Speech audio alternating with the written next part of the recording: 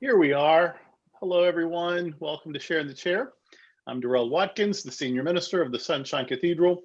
And every Wednesday at 6 p.m. Eastern, we do Share in the Chair, where I get to speak with religious leaders from all kinds of traditions, all kinds of places, all kinds of experiences. And we see what's different and what's common about our various traditions and ministries and experiences. Tonight, our guest is the Reverend Dr. Mikael Elam. He is in New York. He's from New York City. I believe he's lived in at least two of the boroughs, maybe three. I noticed your phone number today. Seemed like that was a Queens phone number. Long Island. Long Island. So definitely New York, part of New York, yeah. Yeah, it's all over. But I met him in Manhattan. We went to seminary together. And he was, I was studying theology and the arts. He was studying systematic theology, but we meditated every day for an entire semester in a Zen meditation class at 6:30 in the morning. And that was one of my favorite, actually, classes of all seminary, is this group just coming together. Of course, we'd read and write papers and you do all the academic stuff. We had a retreat and all this stuff. But but every morning, just sitting in complete silence, and then at the end chanting. You remember the ending to the chant? Yeah, it's the Heart Sutra, but what's that mantra called? It's I don't know. I don't remember what it was. I always remember the end. Anyway, we always got excited about it. We always got excited about it. Gate, para, yeah. We would do it 3 times at the end of this long chant, but then always that one mantra. Yeah, you're rocking side to side. It's like, yeah. There would be one person with a little drum, and so it was. Yeah, that was a great experience, and that's one of the ways that I pray even still. So anyway, that's how I know Michael, and Michael and I have chanted together and prayed together, and all of that stuff. And now we get to share what's been going on since those good old school days. And so, welcome, Dr. Mikael Elam. Before, I've got all these religious questions and prepped you a little bit, and you know what's coming. But we got news today. Not good news for justice, but news nevertheless. I know it's on people's minds. So let's start out with having you weigh in on the Breonna Taylor news. Of the 3 officers involved, only one got charged with anything. And basically it was for bothering people. The neighbors. The neighbors. That there was absolutely no charge for the life lost. And so just give us some sort of response, just whatever's on your heart right now with that. I think the deepest for those of us, the deepest thing is since 1619, Black bodies, in particular Black women's bodies, have not met. Bottom line. At the end of the day, this has been going on. So was I surprised? No. I mean, they couldn't even get negligent manslaughter out of that. And I was like, come on, let's at least try negligent, because it was negligence. And to not even mention her name and to put the focus on endangering the neighbors and the neighbors next door, not the Black neighbors upstairs, because they weren't mentioned either. And it's a glaring example of how when people say Black Lives Matter, is a glaring example that Black lives in systems in the legal system, criminal justice system, do not matter. And is glaringly obvious this year what we've been going through.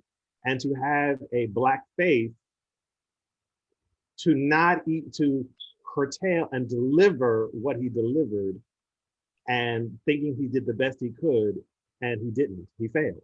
He failed the Taylor family. He failed Breonna Taylor.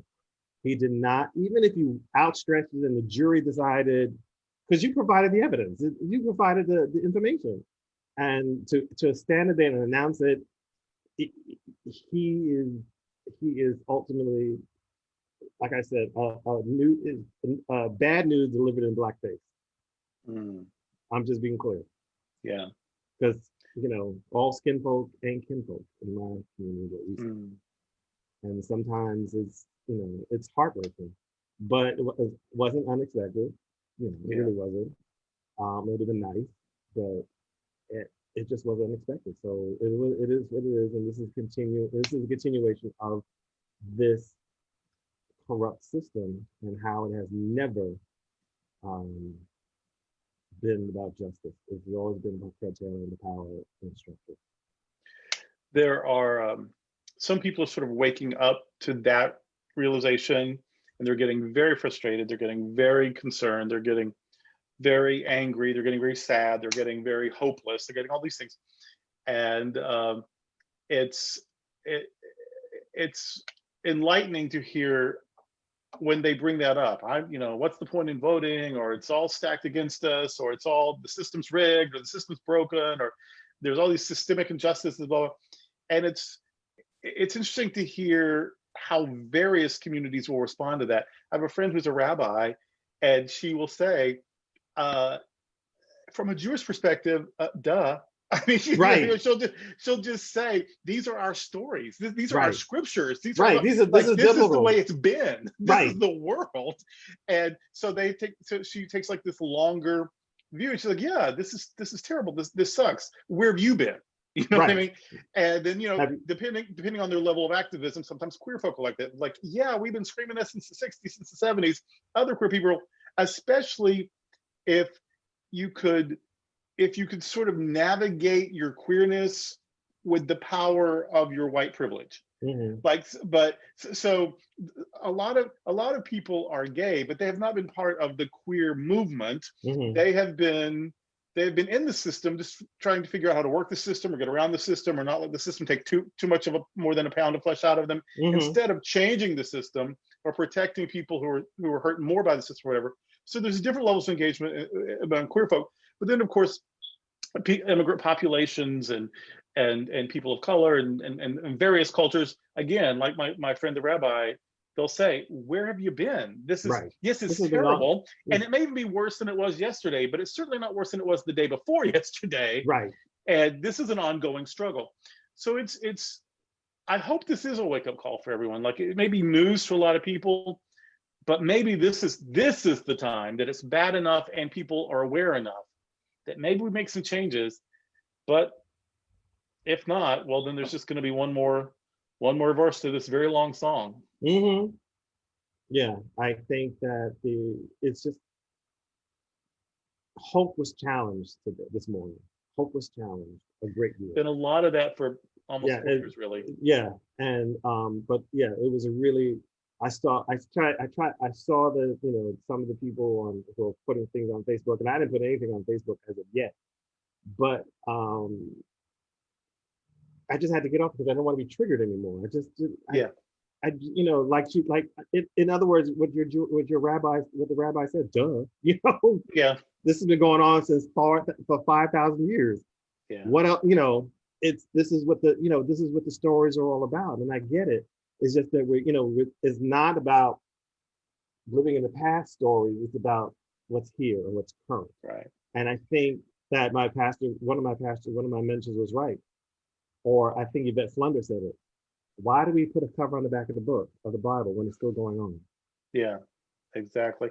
One of the things that I try to encourage people from the Christian myth, because that's my primary thing that I get to play with, is that Golgotha is a big part of the story. It's featured, and it's about as terrible as you can imagine. Right. And it's there, and it's not the end of the story. So yeah, hope was challenged. There may even be times when hope is killed, but that doesn't mean it has to stay dead.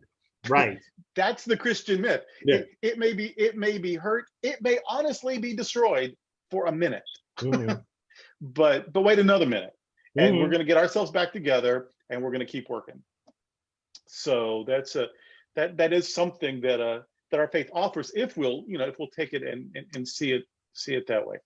Well, thanks for that. I just knew I knew that's what we hadn't talked about that earlier, but it's there, and I'm like, we just have to name it. And because people are feeling all kinds of ways about it, and so there's no point in pretending that this was not a great injustice. A woman was killed in her home, practically in her sleep, guilty of nothing. In fact, herself a civil servant, and no justice. Not at all. A $12 million payout, and that is all that doesn't bring her back. It's not justice. Sometimes somebody says when they write these checks, it means that Black lives are expendable, but a paycheck will help. something to that effect.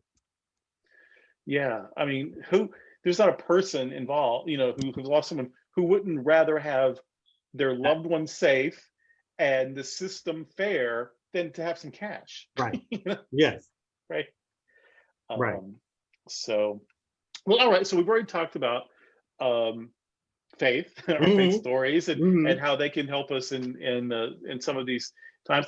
You, though, are an interfaith ministry. You got your doctorate degree from an interfaith seminary. We got Hmm. our master's degree at a world-renowned Protestant seminary, but then you went on to get a doctorate from an interfaith seminary, although our Protestant seminary was pretty interfaith too. Right. I had Jewish and Buddhist professors, Yes. Catholic, Protestant, Eastern Orthodox. I mean, we had We had it, everybody. everybody. Yeah, we had everybody. And then we lived in a very diverse neighborhood on top of that. Hmm.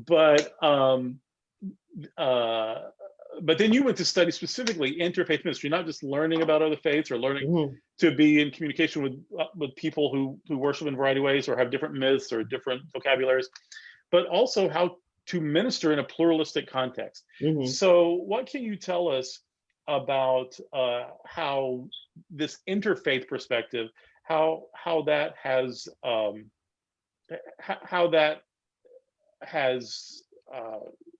mattered to you, how that has influenced or guided your own spirituality? Well, I've had a history with it. It wasn't like, interfaith seminary was the new seminary, which is interfaith program, kind of on me, and I struggled with it. It just, I've had a solid foundation in a lot of stuff. I've been a member of St. Paul Community Baptist Church in Brooklyn for about 25 years, 24 years. And one of the pastors, he would just be open up to a lot of information. He said, you ain't got to follow it, but you should know it. So some years we have a Passover Seder. So the rabbis came in and we practiced that. Our greeting is Namaste, which is Hindu. At one point there were what is it called? We put on the doorway, the Jewish symbol. Oh yeah, the little tiny scroll inside. Yes, what is, we had some things made with a more Afrocentric concentration. So that was done, and then we were introduced to. We've had Muslims coming into the sanctuary. We had a Santeria presentation in the sanctuary. And it was like, yes, we were like, you ain't gotta follow it, you gotta know. that was the mantra. That was the mantra. Yeah. So you sit in the middle of the sanctuary and they're dancing to Yama Yama, like, okay, like, well, okay, like, and so we did that. So I've already had an interfaith foundation. Some Protestant churches, they did communion once a month. We did it as often, and sometimes it'd be 8 times a month. So right. So it wasn't every week, it was something on Wednesdays, it was every special occasion. So we grabbed things from different faiths to implement it in our tradition. So that's how I was introduced to a lot of stuff. So by the time I went to Union Theological Seminary, taking a Buddhism class, that was a no-brainer. Taking, sitting down with studying at Jewish Theological Seminary, which was just part of my work that I had to do. I studied at Jewish Theological Seminary, and I asked rabbinical students questions. I got, I've gone through the Midrash, and I've gone back to my pastor, and I said, at the time, I said to him, y'all reading the Bible wrong, because in Hebrew, there's no punctuation. Yeah. And so therefore there's all these layers and foundations. So by the time I got to the new seminary in the interfaith program, or getting a doctorate, I was already well versed, and dealing with human sexuality and same-gender loving theology. I wanted to hear different voices. Because I had to implement the Jewish lens. I had to implement the different forms of Muslim lens. I had to do Afrocentric. I had to do a Santeria. I had to do a Candomblé. I had to put all these things together. And so it wasn't foreign to me. It was just part of the natural progression. People are often, when Christian folk sort of bristle at if you bring in something else, that they're not familiar with, and they bristle with it. And they're always surprised, the ones who bristle. Some are just like, oh, that was cool, that was new, I love that. But some people are a little nervous because it just seems new, and they Mm. somehow heard that new must be bad. And they're I love sharing with them that what they think is old is interfaith. If you love you some Christmas, Mhm. that's pagan. Right. If you love you some Easter, Easter, that's that's pagan. pagan. If you love you some Pentecost, that's That's Jewish. pagan, Jewish, Uh, right? yeah, if you love the Bible, 2/3 of that is It's Jewish canon. The rest of mhm. it was written by Jews also. Right. So, and so that yeah, So if it you is took out, interfaith. yeah, if you took out paganism and Judaism, you wouldn't have any Christianity. Right. There's nothing left. So so since it's already a wonderful mix, a wonderful gumbo anyway, we may as well throw in a little Buddhism, a little Mhm. Santeria, a little Baha'i. I love the Baha'i. Baha'i. Um, when I went to Israel last year, of course I went to all the biblical stuff, but we also went to the Baha'i Hanging Gardens, Mhm. which was a really a great moment for me to be there. It's just really beautiful. So even we're Christian, we should be Christian. Well, then you're already a couple of things. Right. Right. Did did you read the book? Because Yeah, my motto is, my motto hashtag read the Dern book. read. And I don't say Dern, but I say No, read the right. Dern book. That's my hashtag, read the Dern book. You did mention Santeria, Mhm. and of course there's other things. There's voodoo, and there's Yoruba. And I when the first time I went to Cuba, a Santero gave the group I was with gave us a blessing and said we all seemed like Mhm. really good people. You could see Our our energy. souls, and they were good Mhm. souls. And I love that. I love that blessing. I'm always trying to hear a good word, and I'm not gonna turn it down because where it came from. A Right. nice man said nice things about me. That was a good day. That was just a good day. Right. He was offering a blessing. Did you? I mean, Yes. you moved on and Um, here you are. but those traditions uh, honor their Mhm. ancestors. Uh, and some of those ancestors are sort of mythologized as sort of orishas or whatever, almost divinized. Others are just really great grandmama somewhere. Right. And so Runs the gamut. Mhm. there's this respect um, for those who came before, and Mhm. this sense of we're still connected somehow. And as you were saying earlier, the Christian faith has the cloud of witnesses, um, and certain parts of the Christian faith have veneration of saints and whatnot.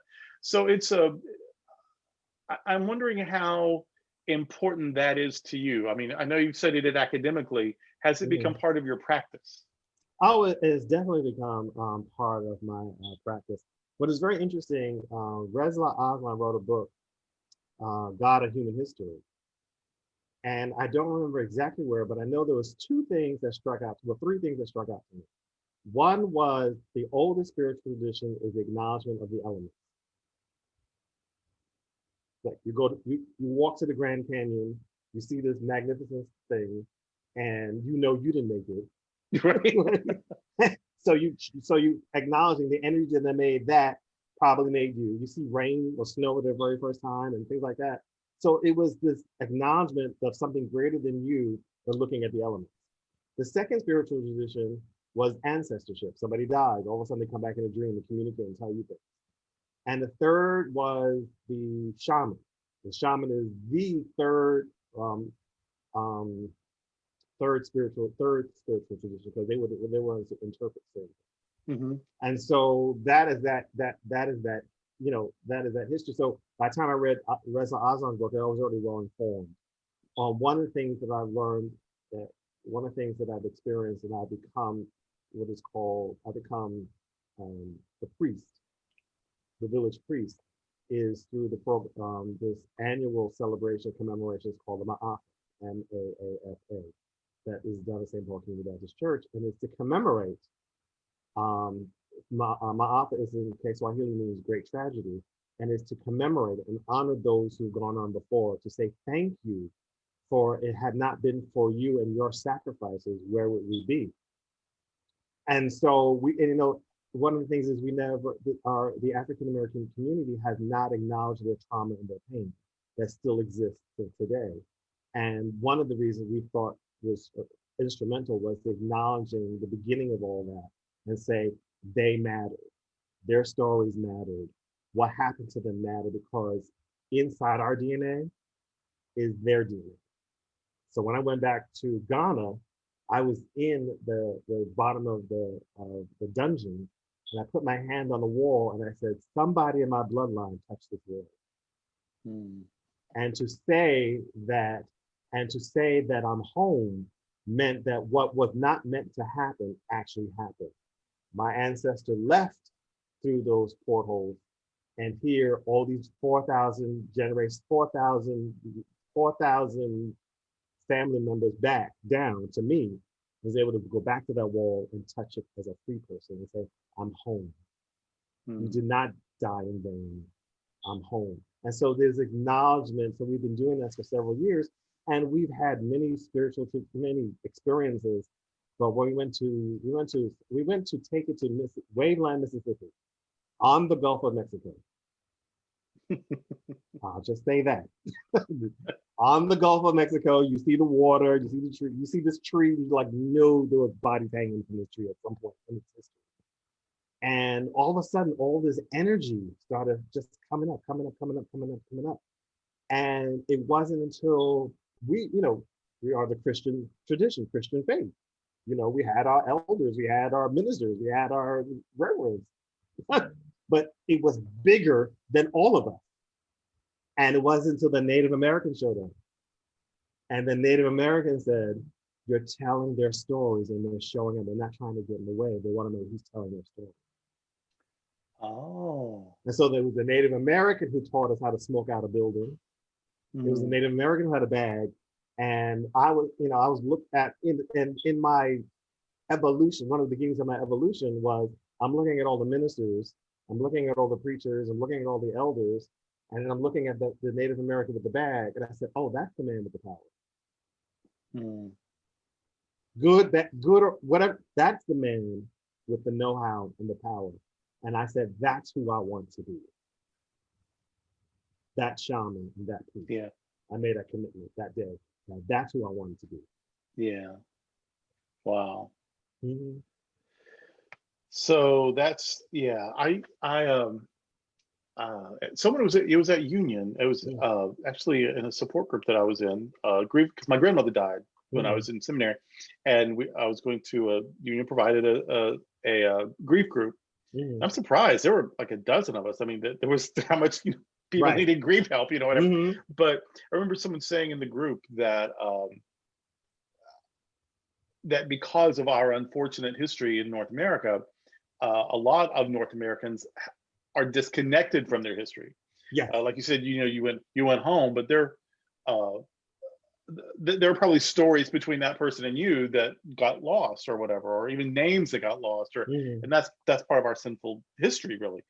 And so she said, I have ancestors that I won't even know their names. I won't know their stories because of what happened.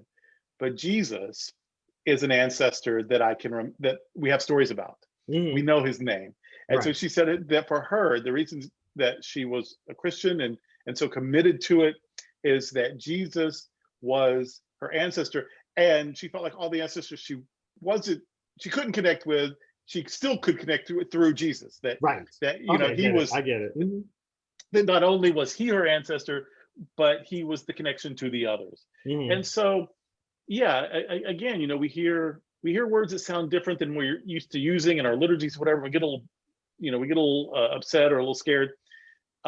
Really, these are various vocabularies of telling very deep and universal human needs.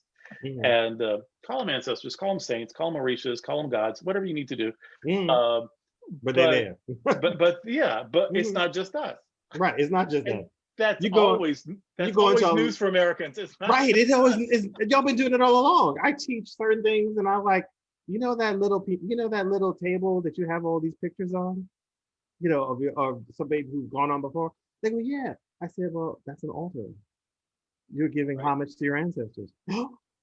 You get the. I was like, y'all didn't know that? You didn't know that? It seemed like the North American experiment is really about erasing certain things and creating something different for everybody, not just those who have lost property and those who were brought here on the bottom of ships. But it seems everybody has been sacrificed at some point, that they have this new identity and no connection to. It's like America started in 1776 and not the people who came before. Yeah. And I think we forget about we have selective history. We have selective memory. We don't talk about the Spaniards who had been in Florida way before 1619. Right. Where are you gonna find that in the history book? Yeah, the oldest city in America is right here in Florida, St. Augustine. Right. Yeah. And then of course the people who were living here already. Right. Mm-hmm. I don't know what they called it, but they were already enjoying it. they were minding their own business. Exactly. Having a good time. Exactly. The it's true though that I don't know, we're so enamored of power and control and privilege and success as a country. And I think that we have made some terrible mistakes with that, because, there are people who probably can go back and cherish their 400, 500, 600 years of Russian history, but I bet they don't treasure the Russian Empire or the Soviet Union. Mm-hmm. And the same thing, people may go back and treasure their English or their Welsh or their Scottish history, but I bet they don't treasure the British Empire. No. That's not what's in your blood. Or that people may have a zillion years of Italian history that they're proud of, but they're not talking about the Roman Empire. No. We have become, with our manifest destiny and our wars and our capitalism, we've basically become an empire, the empire, and we're fighting to maintain that imperial power. But also, once it's gone, and all empires fall. All empires fall. Every single one. All empire empire falls. That's the hope of Revelation. This beast, this empire, it's coming down one day. But when that happens, what are we going to be connected to? We're not. If we are so identified with the power piece, where is the stories and the cultures and the so a lot of the people that we have hurt, Native Americans, immigrants from South America, Jewish people, Muslim people, they're going to have those other stories to sustain them. Those of us that all we had was the power, once the power is gone, we're going to be very lost. Very lost. And I think that's why they're fighting so hard to hold on to it, is that when you create this scenario, this cancel culture is really about canceling empire, and they're calling it cancel culture cancel, or cancel culture, whatever how you phrase it. And they're afraid of that because once it's gone, what do you have to hold on to? And I think when the lie comes to the surface and you realize it's a lie, that's when you have your identity, whatever identity you built or built around you is gone. It's just gone. So I can understand the fear. Yeah. But at the same time, truth. I panicked for a little bit. You froze up, but you're back. No, you've seen something good. I can understand the panic. Yeah. But at the same time, truth, crushed to the earth, shall always rise again. Yeah. That sounds like almost one of those this shift kind of moments. Dr. Elam does he talks about a shift. What the shift is happening, and during this shift, this is going on. This is going on. It's I don't know if you would describe it as just sort of wisdom, or if it's some sort of intuitive thing, or if it's some sort of communication from something divine. I don't know, but it is putting a light on what he calls a shift. Can you give us enlighten us or expose us to something we've been talking about, Breonna Taylor, about empire, about prejudice, about multiple cultures and spirituality, blah, blah, blah, and all of that we've been talking about? Where is there a shift that you see that we can put a light on that might help us out? Oh yeah, there's been definitely there has been, as I have I'm initiated shaman through Sagara cosmology, and everything doesn't come at one time. It comes over the course. And then this year, someone sat me down and said that you have not yet finished your training or like some other professionals have to go for CPE, continuing professional experience.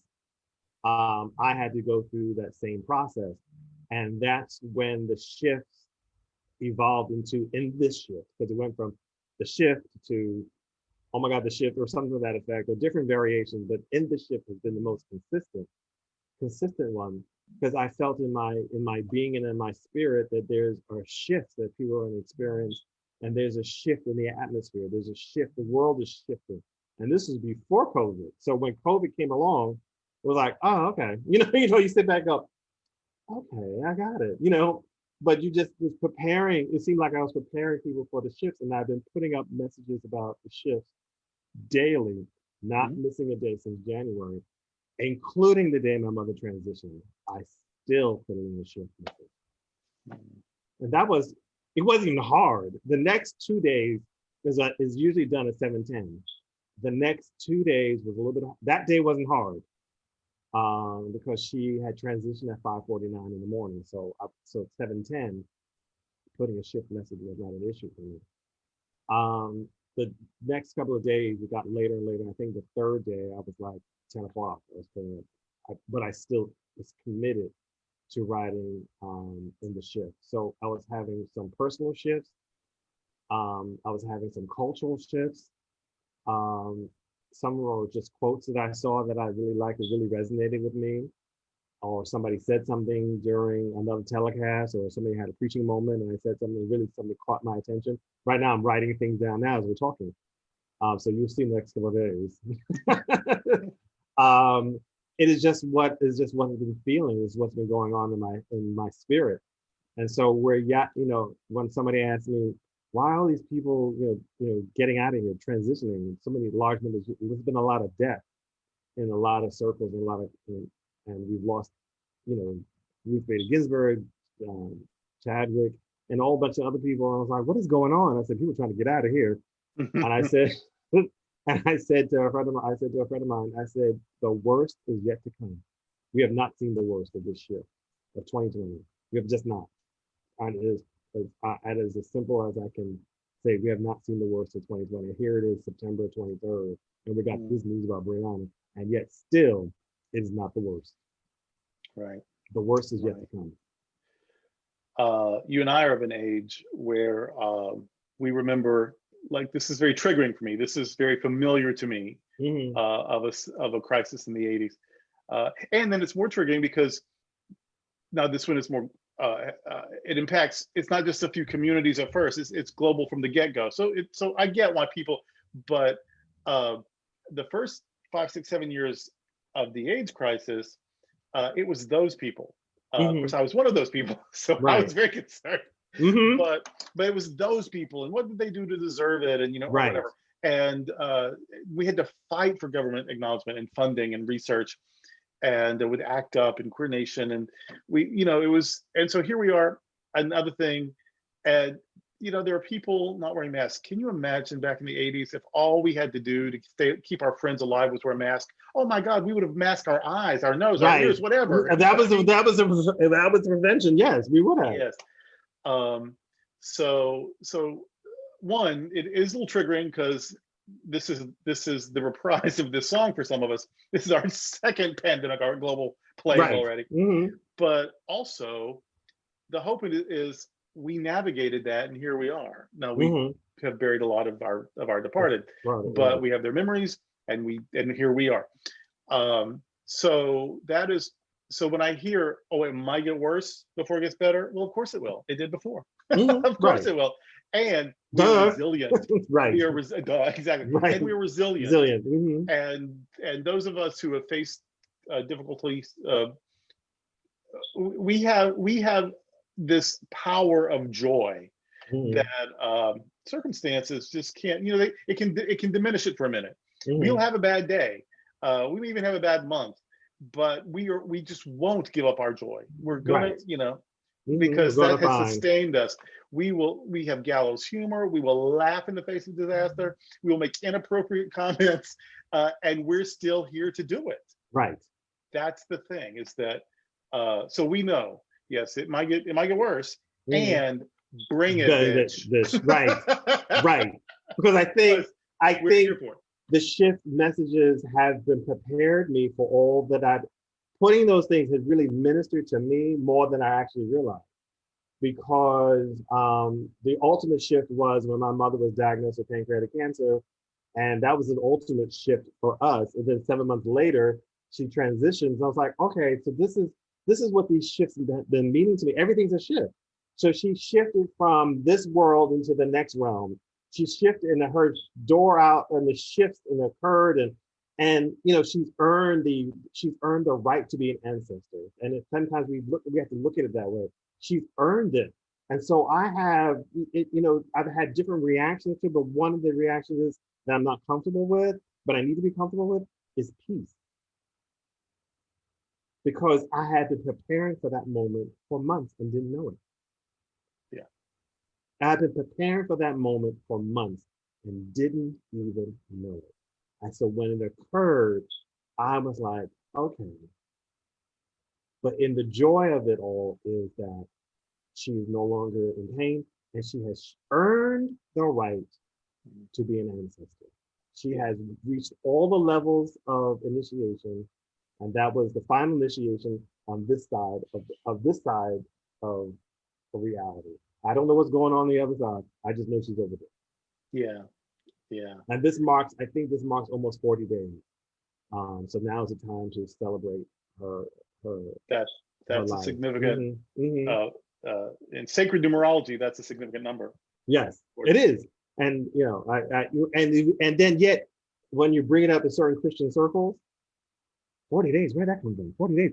I was like, did you not read the Bible? Read the darn book. Right. Hashtag read the darn book. Did you not know 40 is significant? You know, well, I don't believe in numbers. I was like, don't read the Bible then because the Bible's full of numbers. Yeah. Psalm 31. Okay. Psalm 23rd, right? Yeah. When people say, oh, I don't want to hear about politics in church, I'm like, okay, the Bible's not for you. Right. Or if they say, I don't want to hear about sex, the Bible's not for you either. Don't read it. Don't read it. Well, we were talking about the ancestors and about your mother earning her wings, as it were, becoming an ancestor, taking her place among the ancestors.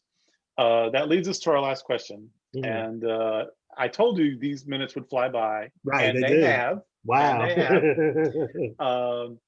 But just I'll state it plainly. What happens when we die? What happens? I'm comforted to know in my experience that it's an energy shift. That's definitely an energy shift. I think we're energy inside this body. And I think that moment of transition, that true energy leaves the body behind and it goes into that other world that we have not all have a complete picture of. Some different traditions have a picture of it, but I think we put them all together, you might get a bigger picture, but it's not the complete picture. I do believe that ancestors show up. As a shaman, I've been in spaces and places where they've showed up. For instance, even in this year, a friend of mine's ancestor showed up. And I don't know why she showed up, but she asked me to do something. And because I did what she asked me to do, she wound up covering me through this process. And his mother transitioned on August 12th. My mother transitioned on August 13th. Mm. So she had been with me all along, preparing me for this moment. And it's so ironic, these numbers come together. And so I do believe there are other outside, sometimes people say, just have these conversations, because you can have these conversations. I mean, it's not the same conversation that you've been having when they were here, but you can still have these conversations with them. It's like, but what's going on? What's up? And we have to continue to speak their name. They did not die in vain. They're not, something out there, something just does not, I think we keep hearing the word dead as if that's the final straw. Mm. But when we talk about ancestorship, you're not rushing to get there, but there's a space and a place, that there's another realm, and that other realm is just, it is what it is. The other realm. I've had the experience that they showed up and showed out. You know, Yeah. I've been in spaces and places where they showed up and showed out. It's like, okay. A friend of mine told me his mother came a week after she died, and she said, "I'm not ready." He was very honest. He said, "I'm not ready. Come back later." And so it was very clear when the energy started walking around in spaces and places. And so that's why you can understand. It's not a primitive. That's why you can understand why one of the oldest spiritual traditions is ancestry, because they showed up. Mm. Absolutely. They don't have to worry about what's going on in this space, you know, as a personal experience or bodily experience, but they're there. They're there and they're there and they're all around.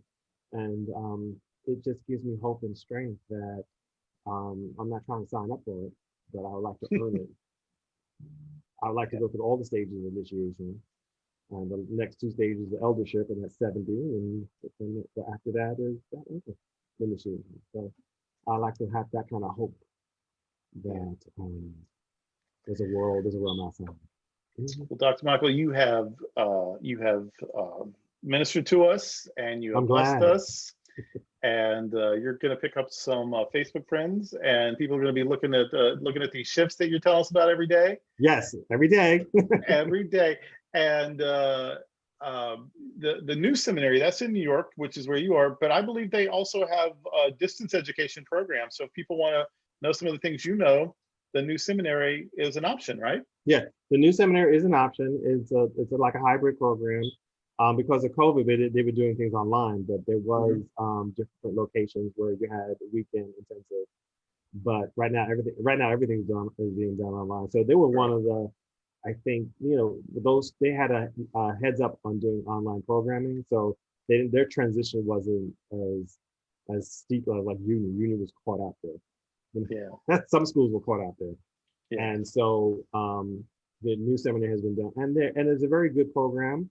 We've had people as far away as Australia who have been sending on what we've seen online and stuff like that. So I highly recommend it. It's a very good program, and they also have a master's program, and they also have an ordination program. So you can be an ordained interfaith minister. Excellent. Mm-hmm. Thank you so much for taking the time to talk with us today. I have so loved catching up with you today. I did too. I enjoyed our conversation. We see each other on Facebook and comment, but it's nice to have a face-to-face kind of sort of. And your voice throughout the day today. It's been great. So, yes. Thank you so much. You're welcome. All right. All right. Bless you, my friend. Bless you. Take care. Take care, everybody.